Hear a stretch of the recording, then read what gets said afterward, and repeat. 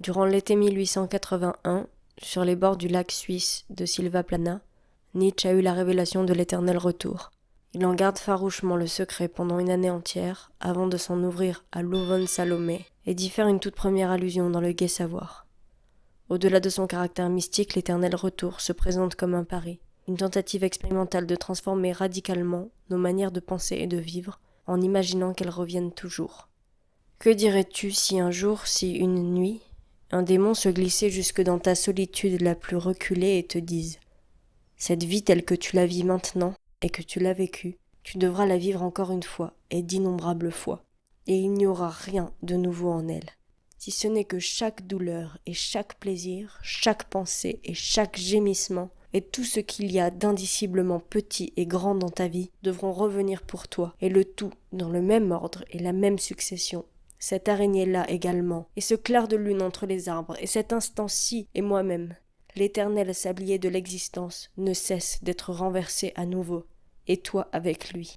Ô grain de poussière de la poussière, ne te jetterais-tu pas sur le sol, grinçant des dents et maudissant le démon qui te parlerait de la sorte? Ou bien te serait-il arrivé de vivre un instant formidable où tu aurais pu lui dire « Tu es un dieu et jamais je n'entendis chose plus divine ».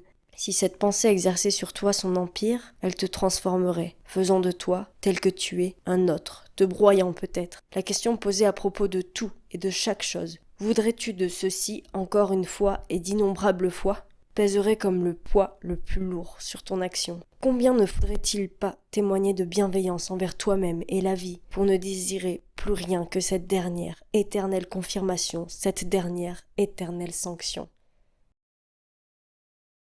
C'est mon deuxième jour de GR10 et je suis assez épuisée. C'est-à-dire que j'ai vécu 2 jours extrêmement éprouvants physiquement pour au final atterrir à un endroit où j'ai déjà été. Ça n'a pas de sens, j'ai l'impression d'avoir fait une fugue dans le champ de maïs à côté de chez mes parents. C'est pas du tout gratifiant, j'ai le corps exténué.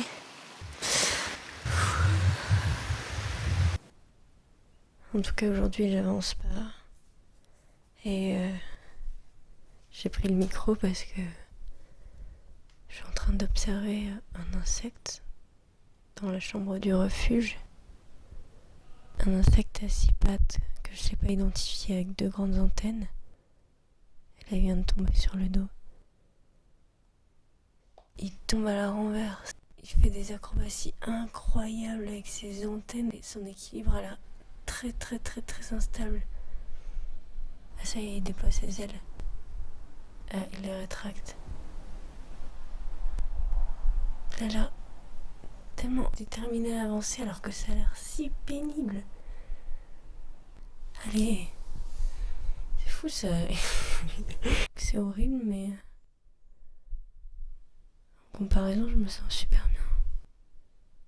J'ai dormi dans un hangar qui était près de cette route et après le matin j'ai continué cette route. Sauf qu'en fait c'était pile au niveau de là où j'ai dormi qu'il fallait quitter la route. Mais comme je devais avoir la tête dans le cul, c'était le matin, j'ai continué sur la même route et au bout d'un moment je commençais à m'inquiéter de ne pas voir les marques, etc. Donc je finis par revenir sur mes pas. J'ai perdu 1 heure alors que je m'étais levée de bonne heure. Après ça, chaque fois que je voyais plus de marques, je commençais à paniquer et je rebroussais chemin jusqu'à la marque précédente. En fait, je faisais des descentes, des montées, des descentes, aller-retour, comme une conne. Et donc, je suis arrivée hachée sur les coups de 14 heures à Saint-Engrâce. Évidemment, les cuisines étaient fermées là où je voulais manger à la base. Donc, ils m'ont envoyé sur un autre restaurant 800 mètres plus haut avec un fort dénivelé en direction de la Pierre Saint-Martin. Plusieurs fois aujourd'hui, il y avait des petits morceaux où c'était sur la route. Et j'ai voulu faire du stop et on m'a jamais prise. J'étais hyper vénère. Il faisait chaud. Là, 2 vieilles dames, sûrement des fermières, m'ont prise dans leur coffre, le coffre de leur kangou. C'était super cool. Et là, en fait, il y a un panneau qui vous indique de monter. Et en fait, tu montes et c'est une prairie où de partout, il n'y a aucun symbole. Donc je me suis aventurée sur un truc qui ressemblait à un sentier. Et en fait, c'était pas du tout là. Donc je suis allée virer à droite et je trouvais plus du tout où c'était. Donc j'ai essayé de retrouver des marques quelque part. Je trouvais pas. Donc j'ai fini par redescendre tout en bas au dernier panneau. Là, je me suis rendu compte qu'en fait, les marques, elles étaient pile dans le sens du soleil. Donc j'avais le soleil dans les yeux et je voyais absolument rien. C'était 700 mètres de dénivelé de 15h à 17h30. Et là, j'avais encore... je grimpais un truc bien raide. Et en fait, je trouvais plus mon chemin, quoi. C'était de la prairie partout. J'avais le soleil qui commençait à se coucher. J'étais en je sais pas combien d'altitude, sans tente, sans rien. J'aurais eu une tente, j'aurais pas flippé, j'aurais dressé et basta. Mais là, il fallait que je trouve une cabane et autour, je voyais que de l'herbe et rien d'autre. Donc j'ai encore bien marché, je sais pas moi, 20-25 minutes pour au final que ça me fasse une petite boucle et que je revienne exactement là où je pensais être hyper paumée et que je suis redescendue à la marque. 3 mètres à ma gauche, quoi. Donc là, j'ai enfin trouvé le truc, mais il est quoi, 19h? Donc j'ai trouvé la cabane de Féas. Il y a quelqu'un qui a gentiment mis des petits pits de bombes couleur vert fluo sur les pierres. Et franchement, je le remercie parce que sinon, là, j'étais vraiment au bout de ma vie. J'avais très envie de chialer.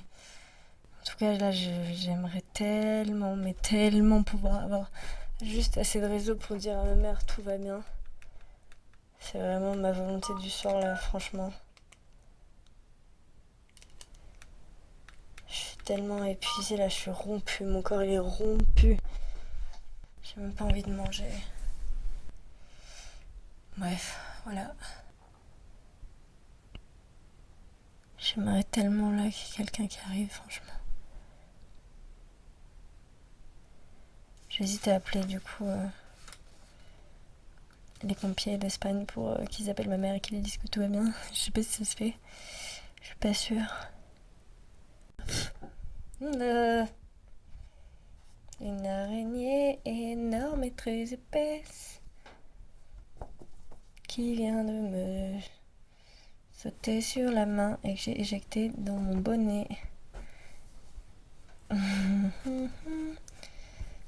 Je suis en train de lire dans le noir là. Normalement ça me fait pas peur les araignées, mais là j'avoue qu'elle m'a un peu bondi dessus. Et dans le noir en plus. Bref. Continuons. Après la construction de la station de la Pierre Saint-Martin, l'accès au pâturage a été modifié et ces cabanes abandonnées. Puis, non entretenues, elles sont tombées en ruine.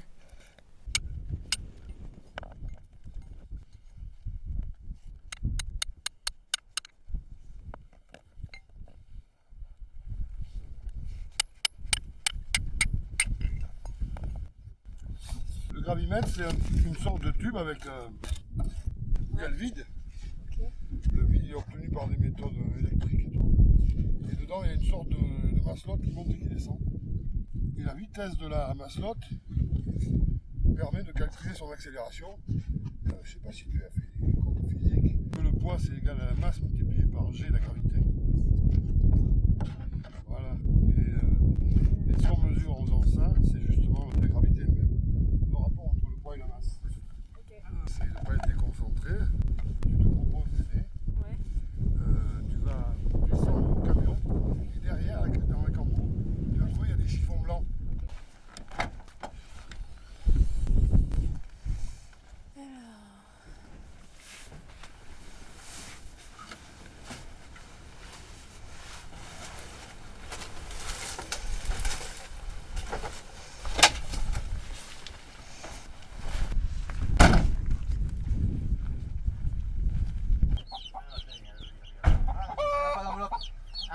Se dire, allez, pour... Ni d'éteindre, rien. En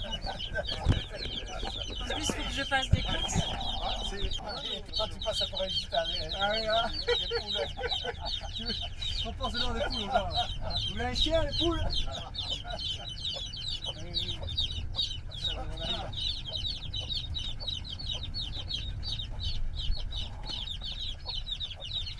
Ouais, normalement, on peut passer dans son cours ouvert. Oui. C'est super rapide, non? Sinon, il y a un gîte à l'est, c'est pas mal. Il est loué, Ah, il est loué? À droite, il y a la mairie là, ça c'est là. Ça c'est la poste. Ok.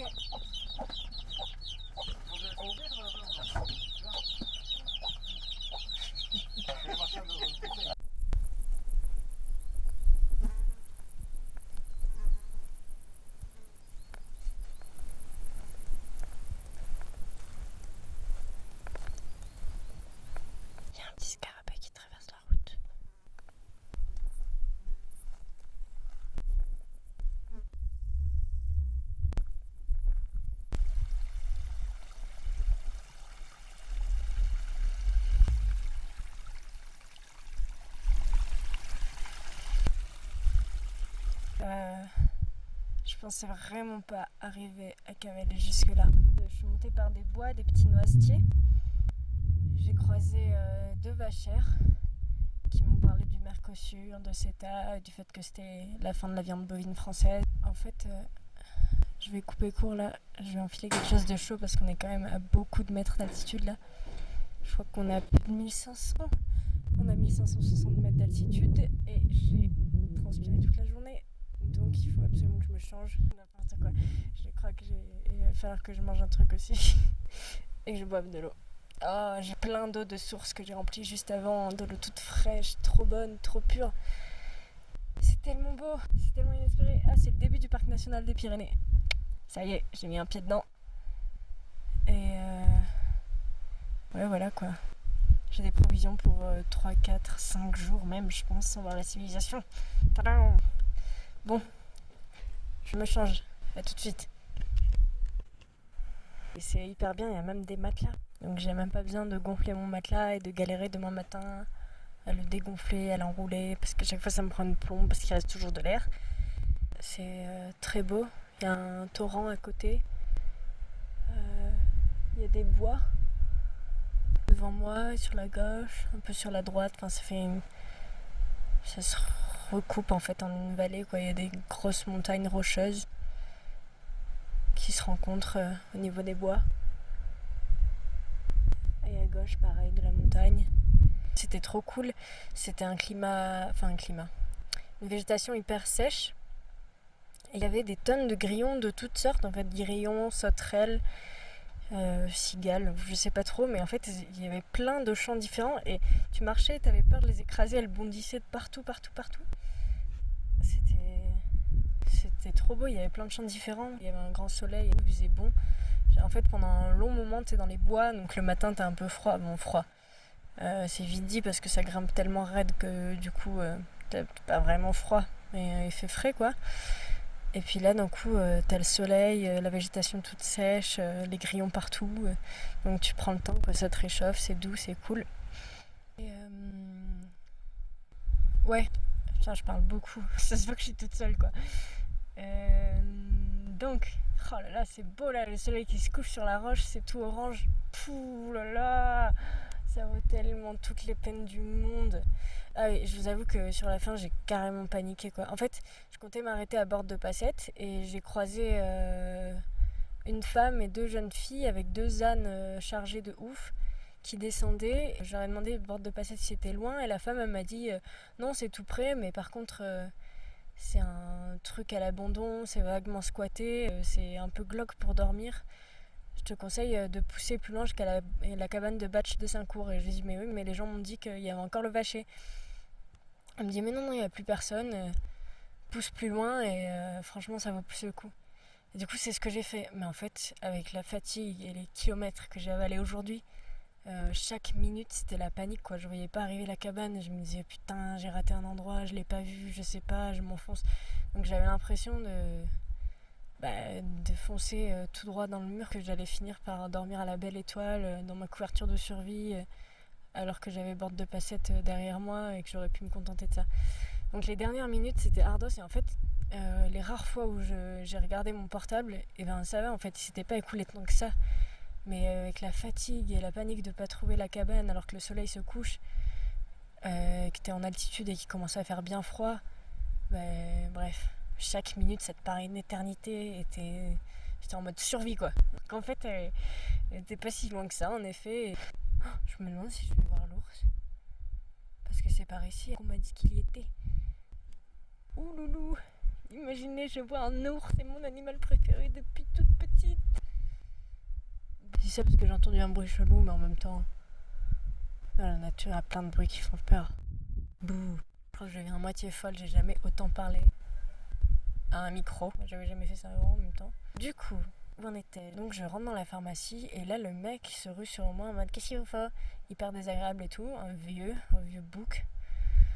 Et du coup je regarde et je fais je suis désolée mais là j'hésite, donc je sais pas si vous êtes pressé, mais en tout cas je vais mettre du temps. Ah d'accord, je reviens quand vous êtes décidé. Donc il repart à l'arrière et là je me suis décidée, du coup vu qu'il était con, je me suis décidée à l'embarquer. Il était con, vieux, bigleux, donc j'ai embarqué le machin en lui disant finalement c'est bon, je vais rien prendre. Et je me suis cassée. avec la nouvelle crème sur le t-shirt et voilà, basta. Coucou, j'ai des petites vaches avec moi. À mon avis, s'il y a un ours, il va attaquer les vaches avant moi parce que franchement, elles sont beaucoup plus grasses. Je vais peut-être m'asseoir un petit coup quand même. Oh, pas mal de s'asseoir aussi.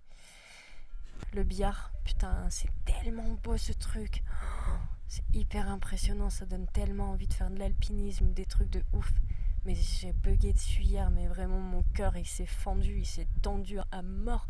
C'était d'une splendeur, quel spectacle, c'est trop beau le billard, ça a l'air trop beau. Ça caille franchement, je suis allée à l'intérieur.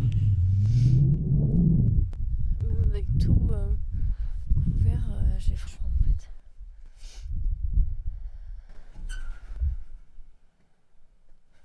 Va falloir que je m'allume une bougie. Oh là là, le morbier il fouette ici. J'aurais peut-être pas dû l'ouvrir quoi. Ah non mais ça fouette sa mère quoi. Sans que ça. Oh là là, je vais réussir à embaumer la cabane à moi toute seule quoi. Je viens à peine d'arriver. Regardez tous comme si j'étais une folle furieuse de monter à cette heure-ci. Donc ça m'a pas trop rassurée. Je montais. En effet, il y avait des gros raidillons dans la forêt, des trucs de malade. Donc j'étais vraiment pas encore arrivée. Là, j'ai croisé du coup la dame aux ânes qui m'a dit non, allez jusqu'à la cabane de la Bâche de Saint-Cour, je vous assure, c'est ouvert et il n'y a plus personne. Donc j'ai continué. Là, j'ai rempli ma poche à eau dans un torrent. Ça a l'air de l'eau tellement pure. Bref, tellement cool. Et voilà, donc je suis montée tatata. Et me voici à la cabane de la Bâche de Saint-Cour où il faudrait que je m'allume une bougie avant qu'il n'y ait plus du tout de lumière. Et il faudrait que je me nourrisse. C'est fou, j'ai pas faim en fin de journée. J'ai tellement marché. Et j'ai ni envie de dormir, ni faim, quoi. Je suis dans un espèce d'état d'adrénaline. C'est trop beau et il faudrait que je profite. Il faut pas que je parte tôt demain. Et en même temps, il faut que je prépare ma journée de demain. Bref, là, je suis un peu excitée comme une puce, j'avoue. Faut que je me détende. Ça vire au violet rose dehors. En fait, je vois juste des silhouettes de sapins à travers la crasse de la fenêtre. Et puis du ciel un peu rose. Et du vent qui se lève de plus en plus. Alors, je vais peut-être couper là. Et comme ça, je vous raconte la super journée d'hier. Dans la cabane, du coup, il y avait l'air d'avoir un berger. Bon, je le voyais de très très loin. Et je pense... les hommes doivent me manquer ou je sais pas trop quoi, mais j'ai fantasmé sur ce berger. Donc tout le long du lacet, de très loin, je guettais ses mouvements. Après, on voyait plus rien, il était plus nulle part. Mais je me disais qu'il allait arriver avec sa petite camionnette et qu'il allait être trop beau et qu'on allait s'aimer pour la vie. Enfin... Bref, je sais pas pourquoi, mais des fois il faut s'inventer des histoires pour faire passer le temps, parce que là les lacets étaient interminables, donc tu montes, tu tournes, et là tu tombes sur une route où en fait il y a des grosses Ferrari qui passent direction de l'Espagne ou dans l'autre sens. Et donc là, tu marches au bord de la route et tu croises une bande de motards espagnols qui essayent de se prendre en photo. Donc je les prends en photo en groupe avec les super paysages derrière. Et comme ça, ils ont leurs petites photos sur leur smartphone et ils sont de nouveau à cheval sur leur moto et ils se cassent. Voilà, super, ils ont leurs photos. On a été là. Ils n'en ont pas profité plus de 30 secondes, mais c'est pas grave. Bon, ne jugeons pas, amour universel. Redémarrage difficile, c'est toujours le même panneau qui indique... le néant et du coup après tu trouves plus les marques et t'es là il fallait par où machin, et forcément moi je vais vers le truc le plus raide en me disant c'est sûrement par là et arrivé à un moment où je me dis j'ai toujours pas vu de marque, c'est peut-être pas là, je commence à sortir le petit topo guide et je me dis ah oui d'accord, t'as pris le truc maxi raide, en fait il fallait juste aller sur la gauche tranquille. J'aperçois une petite marmotte, deuxième petite marmotte mais de loin tu vois qui se planquait et j'avance et là genre peut-être à 1,5 mètre j'avais une marmotte toute mignonne. Et c'est là qu'elle est partie en courant. La petite marmotte toute mimi. Alors, jusque-là, je suis un peu une bille. C'est là que je me rends compte que vraiment les animaux, j'aime ça. Mais en fait, il faudrait peut-être que je m'intéresse plus. Moi, la marmotte, c'était le gabarit castor, quoi. En fait, c'est vachement plus petit. Donc, j'avance. Et là, franchement, c'est la plus belle partie du GR que j'ai fait jusque-là. C'était splendide. Donc, c'était hyper difficile, en fait, t'es dans la caillasse. Genre, c'est hyper technique, quoi.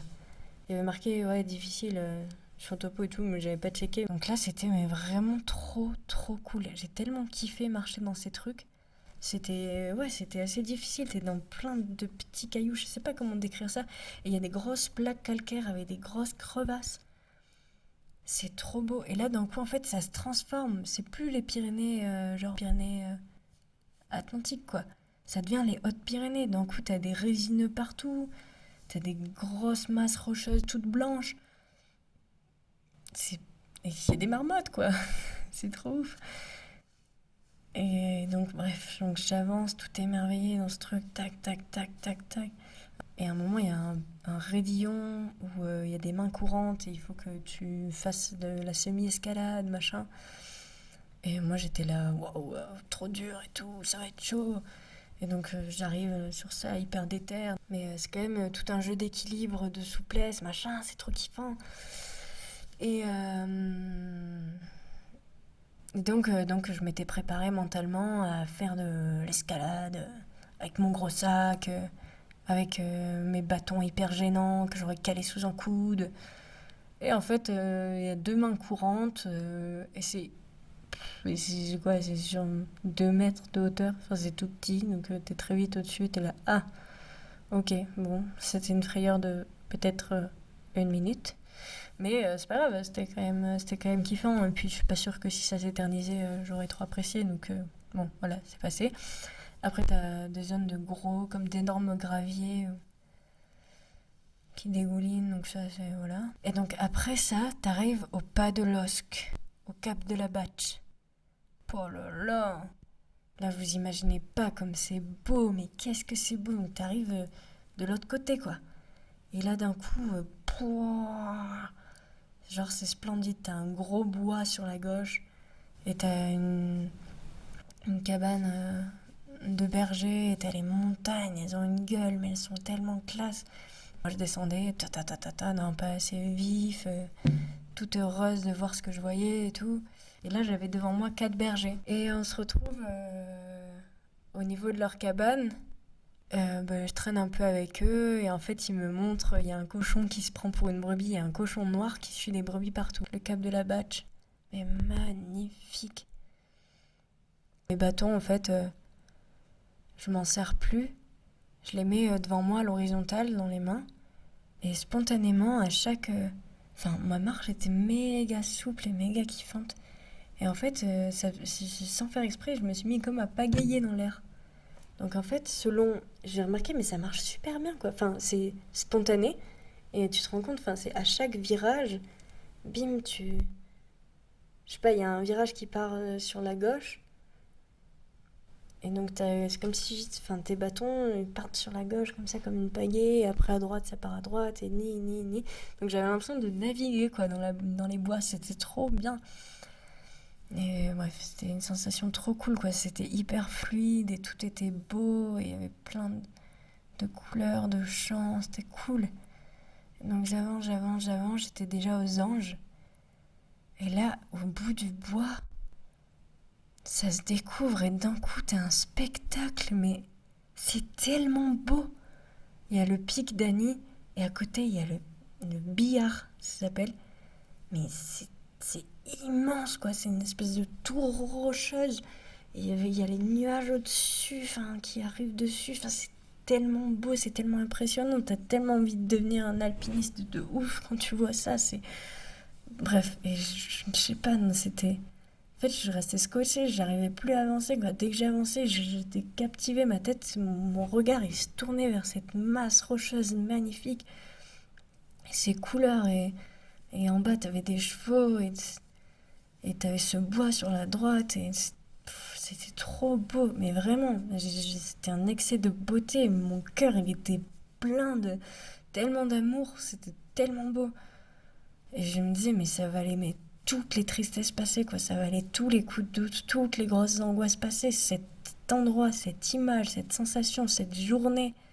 En fait, l'ensemble de cette journée, de cette marche dans les trucs, les marmottes, les trucs hyper techniques, les crevasses, La semi-escalade, les éboulis de pierre, l'abîme, le pas de l'osque, le berger, la poule, le bois magnifique où tu navigues, et la dame, paf, tu prends ça dans la gueule, un paysage aussi beau. Waouh. Un ami de Limoges, un ancien amant, un des plus beaux hommes que j'ai jamais rencontrés dans ma vie. La première fois où je l'ai vu, gros coup de foudre, avec des grands yeux verts, un sourire espiègle, il chantait du Brassens, complètement ivre, à se rouler par terre. Bref, la personne là aussi la plus insupportable du monde, où j'ai des souvenirs très très désagréables, où il m'a fait péter un câble, mais en même temps tellement charismatique. Bref, et ben Tim est décédé, donc ça a été très dur à encaisser, donc j'ai beaucoup pleuré, enfin j'ai pleuré sur le coup, puis je savais plus quoi faire, j'avais plus de batterie sur mon portable, je savais pas s'il fallait, j'avais de la bouffe encore pour le soir, et pour le lendemain midi, mais j'avais plus de batterie sur mon portable, et j'avais cette dernière annonce avant que ça coupe.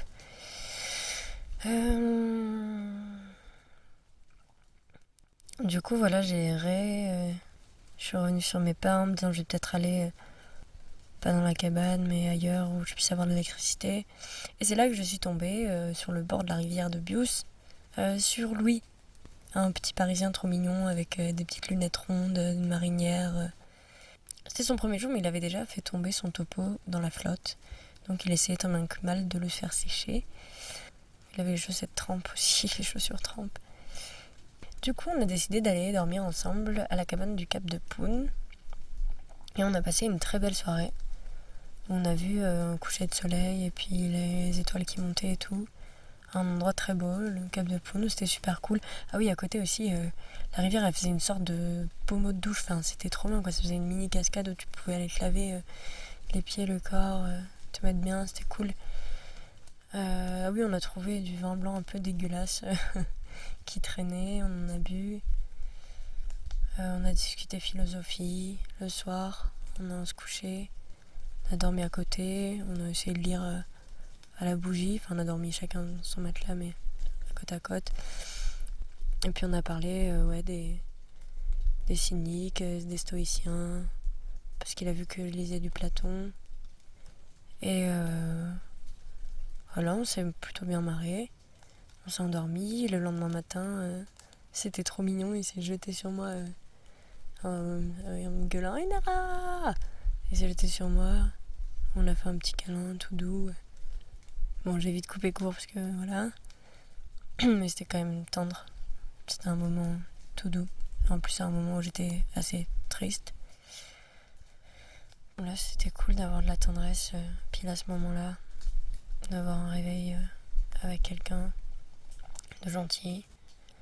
Voilà, on a vite petit déjeuner parce qu'on s'était réveillé beaucoup plus tard que prévu. Et j'ai décollé vers 10h30. Il est parti dans un sens, moi dans l'autre.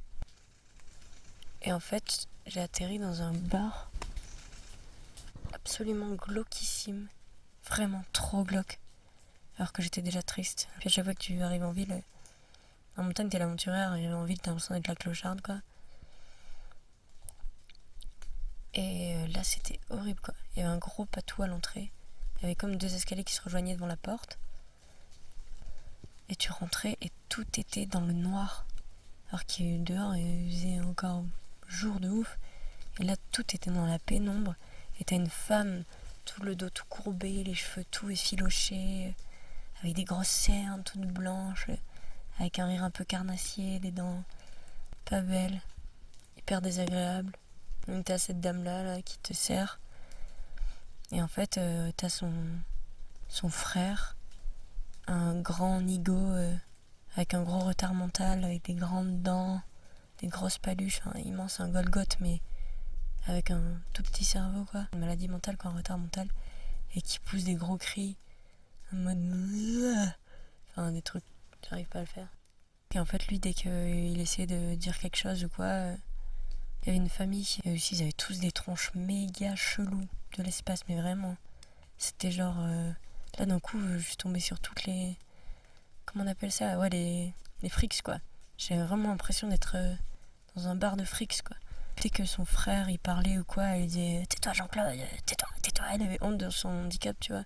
Et ça sentait qu'elle était méchante. Enfin, tu l'imaginais bien, le frapper, le pincer. Et t'avais leur mère, Étiennette, avec un... Tu sais même pas si elle pouvait continuer à parler. Elle était toute maigre, toute sèche, les cheveux tout blancs et courts, toute courbée avec sa canne. Elle avait l'air d'avoir été méga sévère toute sa vie, avec ses grandes dents de sa bouche qu'elle laissait ouvertes. Et c'était assez... Enfin, c'était horrible, quoi. Je sais pas, t'avais l'impression de la mère qui a accaparé ses 2 enfants toute sa vie pour qu'ils reprennent le bar. T'avais l'impression qu'ils étaient jamais sortis de leur bar. Et même quand ils disaient, vous irez à la foire au fromage, non, on n'a pas que ça à faire. Alors qu'ils doivent avoir 3 pauvres clients. Mais en fait, ils passent leur vie, toute l'année, 24 heures sur 24, dans ce bar glauquissime sans voir le jour, alors qu'ils ont des trucs magnifiques autour. C'était horrible. Donc voilà, donc j'ai cherché un petit peu mon portable, j'ai expliqué ma situation à cette petite famille qui me posait des questions, et ils ont décidé du coup de me descendre jusqu'à la Reims, où je me suis dit, la Reims, je trouverai un endroit où squatter. D'abord, je vais boire un coup dans un bar, charger mon portable. Alors là, qu'est-ce que je peux vous dire? Alors là, les Helvètes, oui, c'est une fleur de montagne qu'on va chercher. Et c'est une fleur qui est protégée pour les Auxerrois et tout. C'est une fleur, bon, on va chercher juste que pour les fêtes de la Reims. Le 15 août, voilà. Après, bon, on peut y aller quand on peut y aller en ramasser. C'est une petite fleur blanche. Oui. Voilà, on va la chercher à 2000 mètres d'altitude. Je vous montrerai peut-être ce soir les photos des fleurs que j'ai. Pour le moment, je n'ai pas. Pour vous en donner une parce que vous êtes mignonne. Ça me plaît de reconnaître une jeune fille comme ça, une basqueuse. Bon appétit, mademoiselle.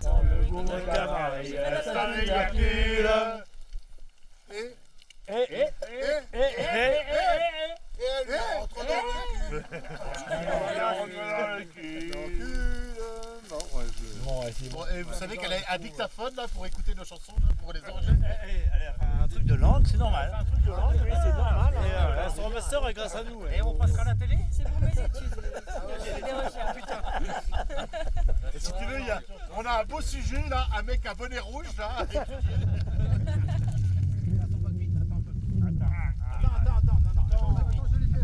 Pas cuite, tu veux dire, elle croit qu'elle n'était pas cuite. Donc elle sait pas cuite. Le boudin. Et le boudin il est cuit. Mange le boudin avec les mojettes là. Moi ça passe bien. C'est super bon. Eh oui, ils apprennent à siffler au collège, les enfants. Et donc, il y a un professeur de sifflet, de langage sifflé. Ces enfants apprennent l'occitan aussi. Et donc, ils sifflent l'occitan. Et ils sifflent, quand on dit Adichat, Ainara, c'est ça? Alors, bonjour Ainara. Adichat, Ainara.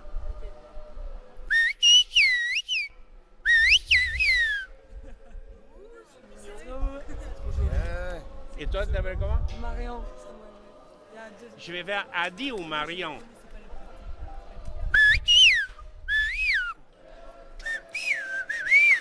Ah, presque. Putain, tu as 2 doigts là. Hein? Ouais. Non, c'est dit, là, c'est dit, image. Rappelle-toi, I-E-A. C'est que les voyelles, quoi. Non. T'envoies les voyelles. Après, le reste, tu Non. fais avec la gorge. Ouais. Après, tu fais avec la gorge. Ça les chatte. Oui. Non. Non. Il faut tout entendre. T'as vu, j'ai mis le T à la fin. Tu vois, c'est très important parce que si tu mets le S, c'est plus pareil. Tu entends le S à la fin? C'est une faute d'orthographe. Oui. Voilà les amis. Et les jeunes là, vous restez là, vous partez par là. Il y a des flics partout, faites gaffe. Ah non, on reste là, ouais. En français, tu veux que je le dise? Comme tu veux, non, comme tu veux.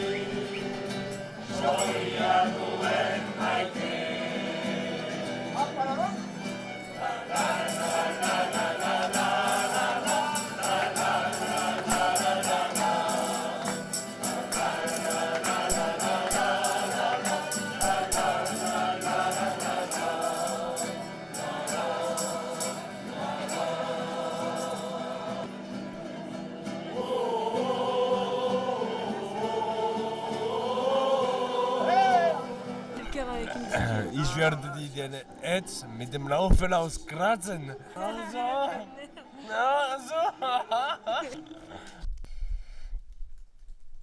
Alors, j'entends des bruits chelous. Oui, et là, je vous parle depuis la cabane. Putain, j'ai vraiment plus de cerveau, j'ai trop bu.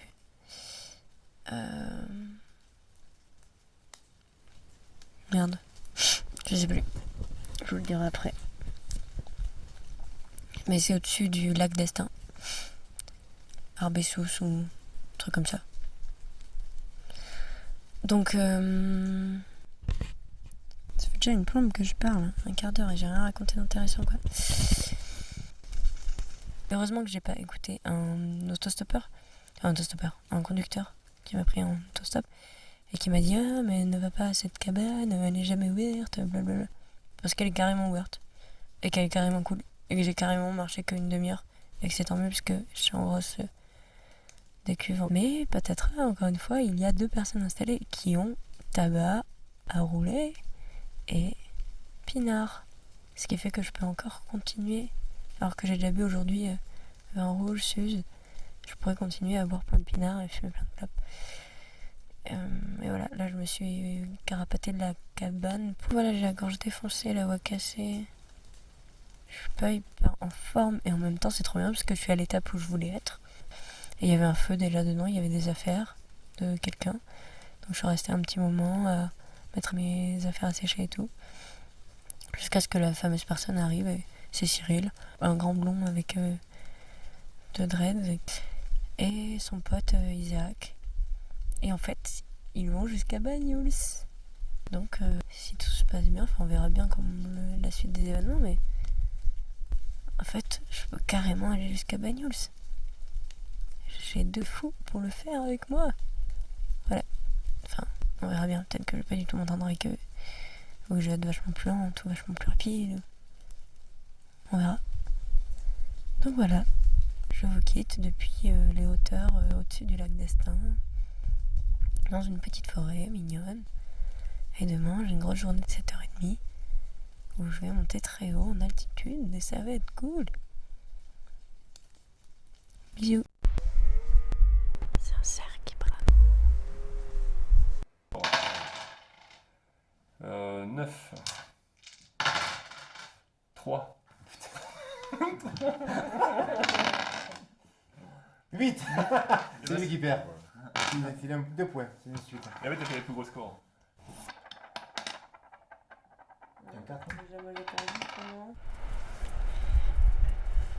Là, je vous parle depuis le refuge d'Espingo. Et j'aimerais vraiment beaucoup avoir un appareil photo avec moi. C'est absolument magnifique. On est arrivé hier sous la pluie avec un énorme vent. Les dernières minutes étaient très très rudes.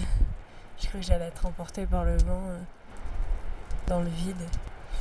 Arrivé au col d'Espingo, on avait les doigts complètement engourdis, très très très douloureux, très froid. On a utilisé le poêle et ça a tout enfumé, toute la grande pièce. On a dû ouvrir la porte, ce qui fait que ça réchauffait pas trop les lieux. Devant le refuge, il y a un lac qui est alimenté par 1, 2, 3, 4, 5, 6, 7, 8, 9, une dizaine de gros ruisseaux qui descendent en cascade. En face de nous, il y a une espèce d'énorme paroi rocheuse où il y a plein de ruisseaux qui coulent et qui arrivent de sommets hyper abrupts, hyper en pic, et tout saupoudré de neige, et le tout dans la brume blanche. C'est trop beau. C'est hyper hostile, il fait que pleuvoir. Je suis allée faire la vaisselle dans le ruisseau juste à côté, j'avais les doigts congelés. Et Cyril, c'était trop beau là, et on voyait de loin dans les herbes un peu rousses. Et tout le relief, on le voyait en petits points avec le super parapluie noir qu'il y a ici et la tenue bleu marine. C'était super classe, on voyait juste un bonhomme, une espèce de champignon. T'as trouvé la source? Ah cool, de l'eau normale. Tu l'as pas fait? Ouais, je veux bien. Et du coup, il disait aussi là dans le Néouviel, il y a du granit partout. Ça vient toujours d'un magma jamais arrivé en surface. Alors là- Non, ça dépend des endroits. Mais les Pyrénées, de base, il y a eu des volcans, quoi. Oui. Mais est-ce coup, que c'est la ça. formation du granit, c'est toujours C'est magmatique ou c'est... Et le pic du Midrosso, c'est un reste de volcan. Ok. C'est... alors, il y a le volcan, qui se forme là, qui sort et tout. Après, c'est fini. Du coup, il s'est écroulé. Et c'est un reste du tour. Genre, en s'écroulant, tu sais, ça, il y a toujours un petit arrêté de sable qui reste autour, quoi. Et c'est un reste de ce halo qu'il y avait autour. Ok. Voilà. Et tu vois la taille que ça fait, imagine la taille du volcan qu'il y avait avant, quoi. Et il disait c'est pour ça qu'il y avait beaucoup de lacs dans le Néoyel, parce qu'il y avait beaucoup de granit et du coup, Ça ça retenait... attire les eaux. Ouais. Mm. Mais je me demande du coup si à chaque fois c'est magmatique. Bon. Ouais, les Pyrénées, de base, c'était plus haut que... Ça allait à 12 000 mètres, je crois. Ah oui. Si je dis pas de conneries. Les volcans, machin, il y en a, c'est redescendu, et là, ça commence à remonter. Enfin, ça remonte... Viollet-le-Duc, Jules Verne, Napoléon III. Jules Verne. Napoléon III. Viollet-le-Duc. On est complètement nuls. Célèbre architecte, il restaura plusieurs monuments, dont Notre-Dame de Paris. Ah bah, il pourrait revenir. Dans ses nombreux voyages, il dessina la montagne avec un regard de géomorphologue. Observateur scrupuleux des massifs, il déduit qu'on ne peut modifier un détail relativement minime de ces colosses, sans qu'il en résulte un trouble qui, de proche en proche, peut amener les plus tristes catastrophes. Oh. Il n'y a pas de détail dans son système, mais un ensemble lié dans toutes ses parties. Ok. Quelques espèces sont myrmécophiles. Quelle est la bonne définition de myrmécophile?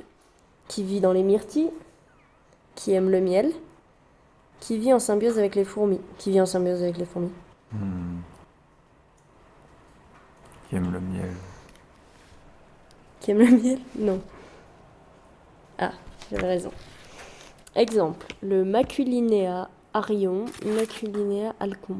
Sont tous les deux myrmécophiles. À partir de la 4e mue, leurs chenilles cessent de manger jusqu'à ce que les fourmis, attirées par leurs sécrétions, les entraînent dans leur fourmilière.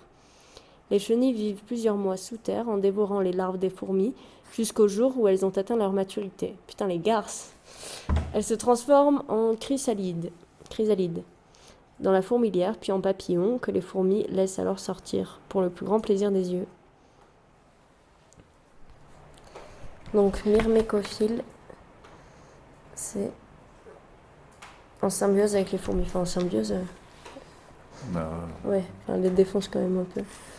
Et on est rentré dans le refuge et depuis hier, gros kiff en fait, ils ont laissé tout ouvert, les cuisines, les provisions, on a tout. Genre c'est la caverne d'Ali Baba quoi.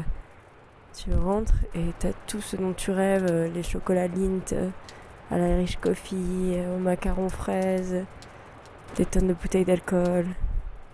Il y a même un paquet de clopes. Il y a même des sous laissés comme ça.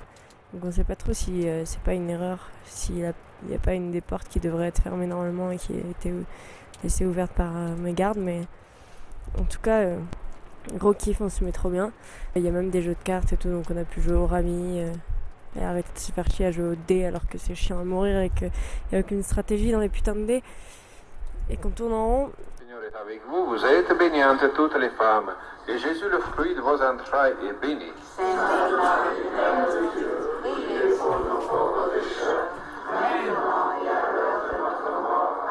Je vous salue Marie, pleine de grâce, le Seigneur est avec vous, vous êtes bénie entre toutes les femmes, et Jésus, le fruit de vos entrailles, est béni.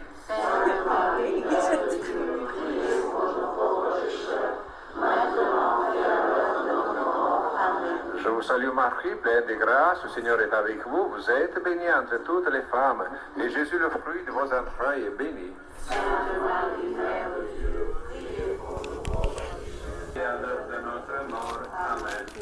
Gloria Patri et Filio et Spiritui Sancto, sicut erat in principio et nunc et semper et in saecula saeculorum. Amen. Deuxième mystère lumineux. Je vous salue Marie, pleine de grâce. Le Seigneur est avec vous. Vous êtes bénie entre toutes les femmes. Et Jésus, le fruit de vos entrailles, est béni. Sainte Marie, Mère de Dieu, priez pour nous pauvres pécheurs, maintenant et à l'heure de notre mort. Amen. Je vous salue Marie, pleine de grâce. Le Seigneur est avec vous. Vous êtes bénie entre toutes les femmes. Et Jésus, le fruit de vos entrailles, est béni. Il fut un temps où les Arabes avaient envahi la France et on dit qu'un prince arabe est tombé amoureux d'une bergère de Planès. Les Arabes ont été refoulés, ils ont dû rentrer chez eux, on va dire. Et par amour pour elle, il aurait envoyé des deniers pour faire construire une église. Et comme lui était musulman, elle catholique, il a fait construire une église en forme de mosquée. Et vous verrez sur le petit panneau, on l'appelle la Mosquita. C'est une petite église en trèfle. Et le comble de la légende, c'est que, paraît-il, qu'au moment du solstice d'été et du solstice d'hiver, cette bergère se plaçait dans l'église à un endroit où elle recevait le rayon du soleil qui provenait du pays de son amoureux. Voilà. C'est pas bon ça. Voilà, voilà.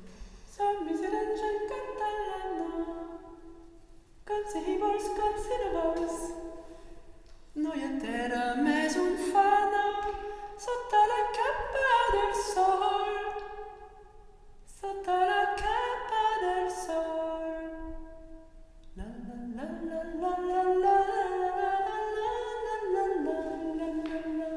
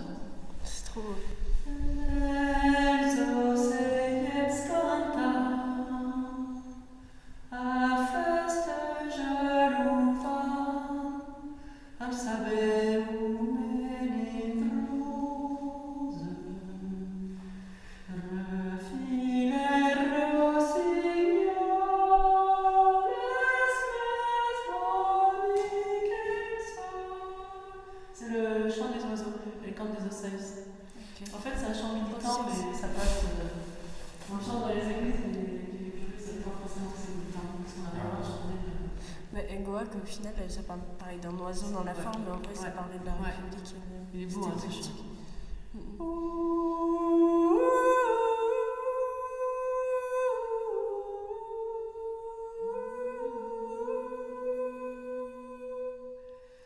C'est magnifique. La résonance, j'adore. Ouais, le catalan aussi, je connais pas bien, mais... Montañas del Canigó, fresques son regaladas, sabletas para el estío, que las algues sont geladas, que les eaux sont gelées. Hein. Il a neigé, et il neige peut-être encore là, je sais pas si on entend.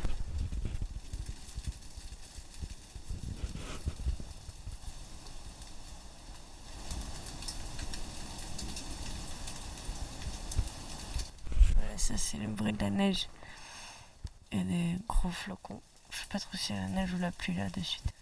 La neige, non? Du grésil. Entre deux. Et du coup, autour c'est tout saupoudré. Sur la gauche, là dans notre espèce d'immense grotte, quand on sort sur la gauche, on a des montagnes tout enneigées. Il neige dans la grotte.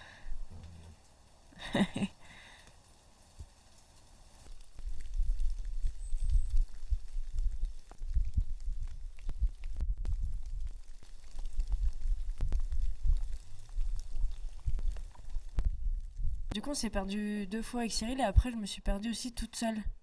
Avant de descendre à la montée, à l'orée de la forêt, j'ai suivi des traces de pas dans la neige.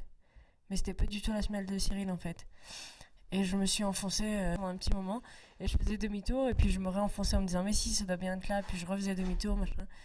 Et je gueulais super fort Cyril et je sifflais et il m'entendait pas. Et du coup je pense que j'ai bien perdu 20 minutes, une demi-heure comme ça et après j'ai enfin décidé de retourner sur mes pas jusqu'à la dernière marque et là j'ai trouvé le bon chemin.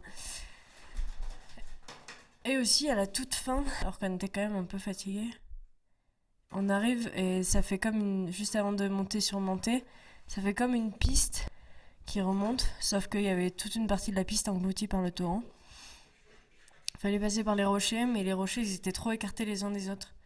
Donc Cyril il m'a demandé si je voulais lui passer mon sac et les bâtons. Et moi par fierté j'ai dit non, mais en fait je me suis retrouvée bloquée. Du coup je l'ai quand même appelé à l'aide. Et là, il a fait le maçon. Genre, il a balancé des gros rochers entre les 2 rochers. D'abord, il y en a un qui s'est englouti hyper profond. Du coup, il a fallu en mettre un deuxième par-dessus, puis un troisième. Et après, j'ai réussi à passer de l'autre côté. Voilà. Et sinon, aujourd'hui, rien de spécial. On est monté. Et on voyait pas du tout les sommets blancs ni rien. Mais tout le long de la montée, il a neigé. Et du coup, là, c'est tout recouvert de neige, mais d'une poudreuse toute fraîche. Et on a fait un bonhomme de neige, du coup. Donc voilà, on est au refuge de Mariaille. Je pense pas qu'on va faire le Canigou parce que c'est à 2700 et qu'il a quand même beaucoup neigé et que les gens nous ont dit que c'était pas terrible avec la neige.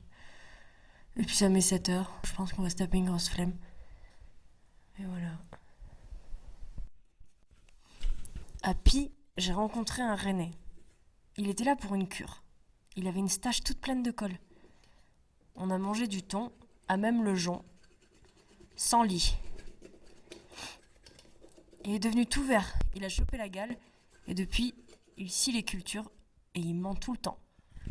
Pi Rennais, pi stache, pi colle, pi thon, pi jonc, pi sans lit, pi vert, pi gale, puis sciculture, piment. Et nous voici dans la chambre d'hôte, avec une voisine qu'on a rencontrée, qui nous a signifié qu'il fallait pas trop faire de bruit. Et moi, comme une conne dans la douche, j'ai chanté super fort. Et ce lit fait un bruit que vous pouvez entendre. Et c'est super. Heureusement, on n'a pas pu de baiser toute la nuit, mais si c'était le cas, la pauvre femme en bas, je pense qu'elle serait venue nous rejoindre. Pour nous engueuler. Peut-être pas pour nous engueuler, peut-être pour faire l'amour avec nous, mais elle n'a pas l'air méga chaude non plus. Non. Voilà. Ah oui. Non, c'est tout. Je sais pas, le chevelu qui conduisait, il avait l'air cool et il nous a dit que peut-être on se verrait demain matin. J'aimerais bien boire un café avec lui. T'as déjà revu? Ouais. Il est passé. Hein? Ouais. T'as discuté avec? Non. Moi j'aime bien lui. Je boirais bien un café avec. Voilà. Froid.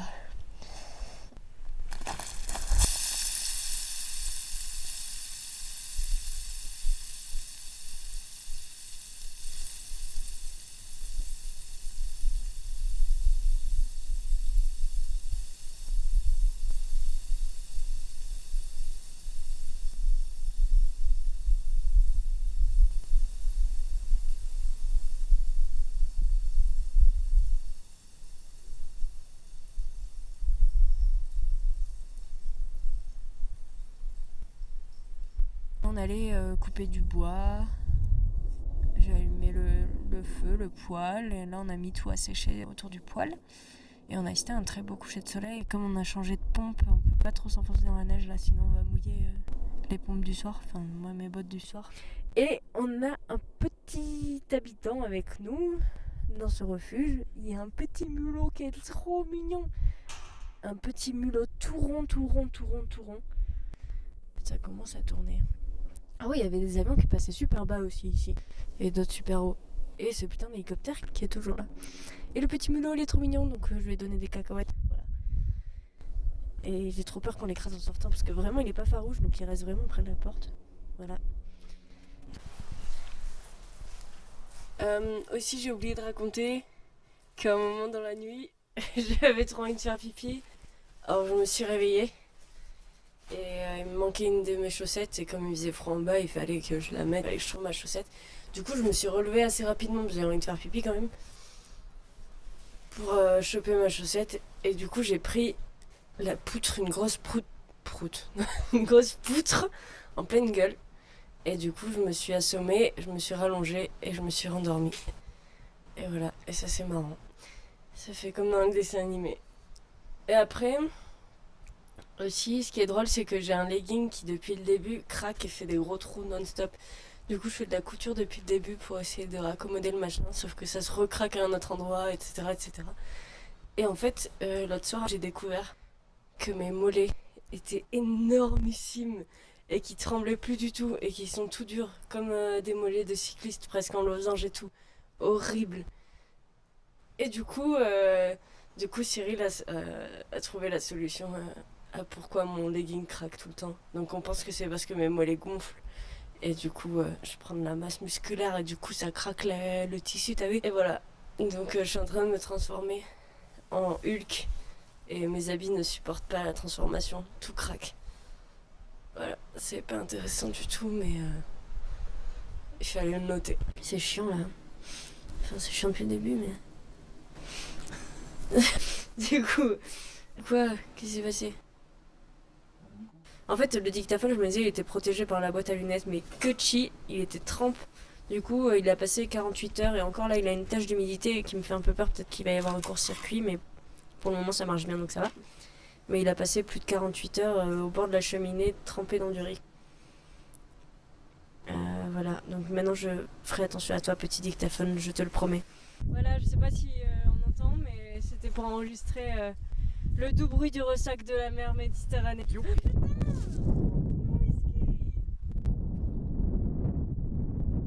Oui, c'est la tempête, on s'est pris la tempête dans la gueule en fait ce matin. C'était un peu hardcore. Et du coup, il y a des vagues. On était dans la brume, on se faisait malmener, on se faisait trimballer par le vent, tu te cassais la gueule, c'est pour ça qu'il y a des